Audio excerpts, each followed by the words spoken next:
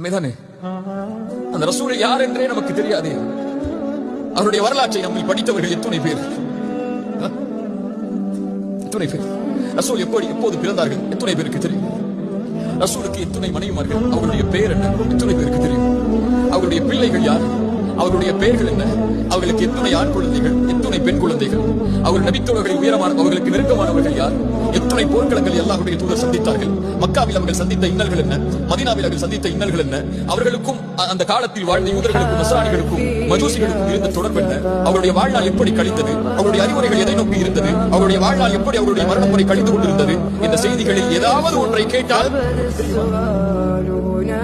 உலகம் பிரமிப்பாக பார்க்கிறது. உலகம் பிரமிப்பாக பார்க்கிறது. 100 தலைவர்களை பட்டியலிட்ட ஒரு புத்தக ஆசிரியர் சொன்னார், அப்படி ஒரு மனிதர் இந்த உலகத்திலே வாழவே இல்லை.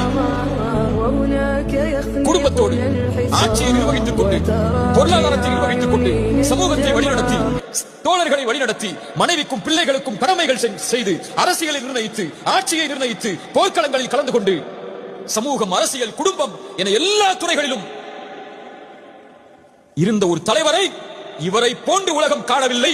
நான் கிறிஸ்தவன், இயேசுவை பின்பற்றக்கூடியவன், இருந்தாலும் முஹம்மதிற்கு தான் முதலிடம் கொடுக்கிறேன் புத்தகத்தில் என்று 100 தலைவர்களுடைய பட்டியலை இட்ட அந்த ஆசிரியர் கூறினார். ஸல்லல்லாஹு அலைஹி வஸல்லம். ஒவ்வொரு தலைவரும் மரணித்ததற்கு பிறகு அவரை நினைவுபடுத்த சிலைகள் தேவை, உருவம் தேவை, நினைவு மண்டபங்கள் தேவை. உலகத்தில் எந்த தலைவருடைய முகமும் இல்லாமல் அவர்களுடைய தொண்டர்களும் தோழர்களும் அவர்களை பின்பற்றக்கூடியவர்களும் இல்லை. ஆனால் ஒரே ஒரு தலைவர், நூற்றாண்டுகள் கடந்தாலும் அவருடைய தோற்றம் கூட எப்படி இருக்கும் என்ற கற்பனை இல்லாமல் இந்த உலகத்தின் பெரும்பான்மை ஒரு தலைவரை பின்பற்றுகிறது என்றால் அஷ்ஹது அன்ன முஹம்மது ரசூலுல்லாஹ் என்று சொல்லக்கூடிய சமூகத்திற்கு அந்த கண்ணியம் இல்லையா?